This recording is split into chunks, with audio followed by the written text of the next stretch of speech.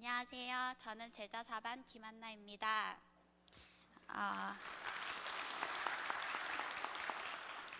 원래 겁이 많은 저는 어려움과 위기를 당하면 하나님 앞에 납작 엎드리는 편입니다. 코로나가 만연할 때 하나님께서는 저를 새벽에 깨워주시고 말씀을 보게 해주셨습니다. 하지만 코로나가 잠잠해지면서 저의 아침잠도 점점 늘어났습니다. 그러던 작년 이맘때 어느 날이었습니다.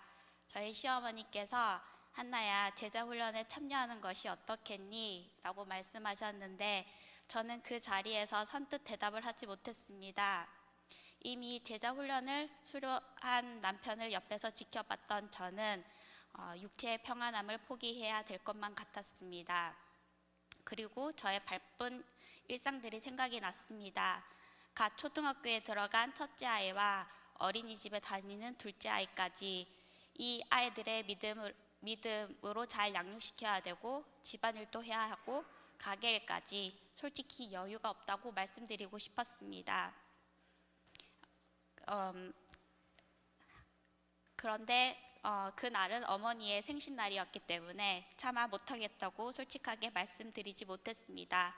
그러나 그날 이후 혹시나 하나님께서 기도하시는 어머니를 통해 저에게 원하시는 것을 전하셨던 것은 아닐까라는 생각이 들기 시작했습니다.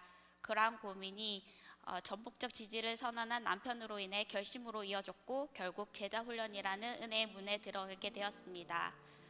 과제가 많다는 말은 익히 들어서 마음의 준비를 단단히 했음에도 부단한 노력을 해야 했습니다. 아침엔 큐티, 여유 시간엔 신앙 서적을 읽고 독후감 쓰기, 오고 가는 차 안에서 암송카드 보며 암송하기, 예배 시간에 졸면 다시 들어야 되기 때문에 절대 졸지 않고 요약하기, 제자훈련 교재 예습하기 등 말씀의 홍수를 만났습니다. 이렇게 매일 훈련하다 보니 삶에서 어지럽고 힘들게 하는 것들을 만나더라도 말씀의 홍수로 인해 그러한 마음들을 씻을 수 있었습니다. 그리고 저의 신앙의 부족한 부분을 체계적으로 채워 넣을 수 있는 기회가 되었습니다. 미처 생각하지 못했거나 이제껏 해결하지 못했던 내적 의문점들을 배움을 통해 해결할 수 있었습니다. 저는 이미 성령으로 거룩해진 나 자신에 대한 확신이 부족해서인지 늘 믿기는 믿어도 나 자신은 여전히 더러운 존재라는 생각하는 어두운 면이 있었습니다. 찬양하며 기도에 집중하려 할 때 때로는 사탄의 방해를 경험했는데 오늘 또 너 죄를 지었네? 두 손 들고 찬양하기 부끄럽지 않니? 네가 가진 마음속의 죄 때문에 기도할 수 없어. 내가 너의 죄를 잘 알아 라는 생각이 들곤 했습니다. 이러한 죄책감이 저를 짓누를 때면 두 손을 들고 하나님 앞에 찬양 드리기 부끄러웠고 기도하는 것조차 힘들었습니다. 그러던 저에게 주님은 교제 2권 마지막 장인 그리스도의 성화를 통해 참된 깨달음을 얻게 해주셨습니다. 우리는 생활상 행실로 깨끗함을 받은 것이 아니라 신분상으로 거룩함을 받았으며 예수님을 믿고 성령을 선물 받은 사람은 이미 본질상 거룩한 존재가 되었고 더럽고 악한 것을 피하고 멀리해야 한다. 평안함으로 거룩하게 나아가자. 왜냐하면 믿는 우리는 결국 마귀에게 승리하기 때문이다. 단지 소망을 가지고 예수님을 닮아가기 위해 최선을 다하자. 베드로전서 1장 15절에서 16절 말씀입니다. 오직 너희를 부르신 거룩한 이처럼 너희도 모든 행실에 거룩한 자가 되라. 기록되었으니 내가 거룩하니 너희도 거룩할지어다 하셨느니라. 이렇게 말씀 공부를 하면서 나의 신앙의 어떤 부분은 잘못되었고 어떤 부분은 잘하고 있는지 알게 되었고 오늘 하루를 묵상한 말씀대로 살아보려는 다짐을 통해 저의 삶과 신앙 모두 예전보다 더 성장했다는 것을 깨닫게 되었습니다. 그리고 또 하나님께 감사할 것은 제자훈련을 통해 만난 제자 4반은 저에게 안성맞춤이었습니다. 믿음의 선배이신 언니 집사님들을 만나서 함께했던 시간은 저에게 행복이었습니다. 모임 가운데 제가 고민을 털어놓으면 집사님들께서는 신앙적인 조언뿐만 아니라 현실적인 삶의 문제에 대한 지혜로운 대처까지 알려주시는 등 저를 막내 동생처럼 챙겨주셨습니다.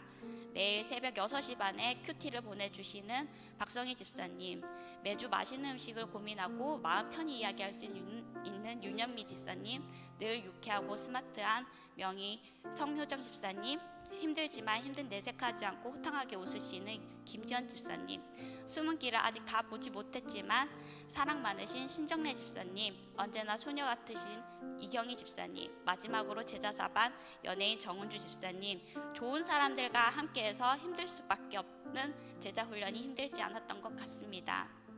그리고 가장 고생하신 장경윤 목사님, 일주일에 한 번 받는 장경민 목사님의 소수정의 과외는 귀에 쏙쏙 들어오고 꿀같이 달고 귀한 시간이었습니다.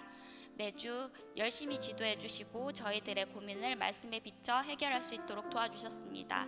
주일 저녁이라 피곤하셨을 텐데 피곤한 내색 없이 밤 9시에서 10시까지 밤 9시 또는 10시까지 은혜의 공동체를 위해 힘써주셔서 감사합니다.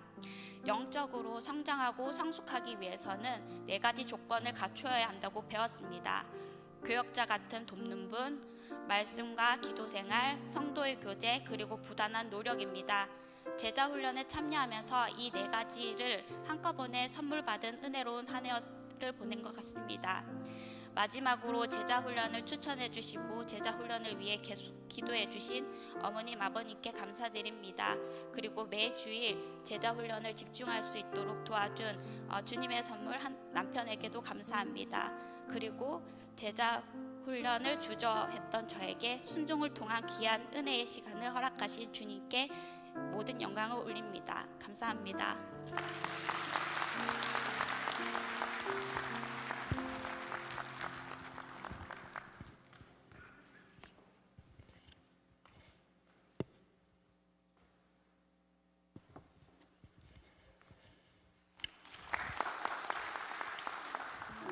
안녕하세요. 저는 사역훈련 18기를 수료한 김은정이라고 합니다. 첫 시간 사역반 책을 펼치니 가장 먼저 이렇게 적혀 있었습니다. 여러 가지로 보아 말씀을 가지고 다른 형제 자매들을 섬길 수 있는 자들을 준비시키는 과정이라고. 내가 과연 그럴 자격이 있는가라는 생각에 부끄럽고 두려웠지만 말씀으로 성숙하고 싶은 열망이 너무나 컸기에 일단 시작했습니다. 그런 저에게 매시간 하나님께서는 목사님을 통하여 참으로 친절하고 깊이 있게 다가와 주셨습니다. 로마서 말씀을 한 절 한 절 자세히 배우고 곱씹고 또 되뇌이며 하나님의 정죄함 없으시고 또 절대로 번복하지 않으시는 완전하신 사랑인 구원을 선물로 받았음에 또다시 새롭게 감격하지 않을 수가 없었습니다. 얼마나 우리를 사랑하셨기에 이렇게나 적극적으로 먼저 택하시고 또 사랑하시고 세상 끝날까지 함께 하시겠다고 하시는지 알면 알수록 놀랍고도 감사한 매 시간이었습니다. 받은 은혜를 이제는 내가 하나님의 영광을 드러내는 선한 교회가 되고자 합니다. 물론 저의 힘과 능력으로는 아무것도 할 수 없겠지만 매 순간 삶의 자리에서 성령님의 도우심을 구해보려고 합니다. 예수님처럼 영혼을 섬기고 사랑하고 또 기꺼이 낮아지는 삶을 살고 싶습니다. 그것이 저의 지어진 목적임을 깨달았기 때문에 사랑하고 헌신하는 일 때문에 억울해하지는 않을 것 같습니다. 사역 훈련의 목적은 평신도 사역자를 만드는 데 있다고 합니다. 저는 평신도 사역자 자격을 갖추진 못한 것 같습니다. 아직도 미성숙한 구석투성이지만 사역 훈련을 통해서 진리이신 하나님을 제대로 깊이 만나고 또 교회를 더욱 사랑하게 된 의미 있는 시간이었습니다. 포기하지 않고 끝까지 오길 정말 잘했습니다. 하나님께서 붙잡아 주시고 당겨 주시니 저 같은 사람도 사역반을 마칩니다. 하나님 영광 받아 주세요. 감사합니다.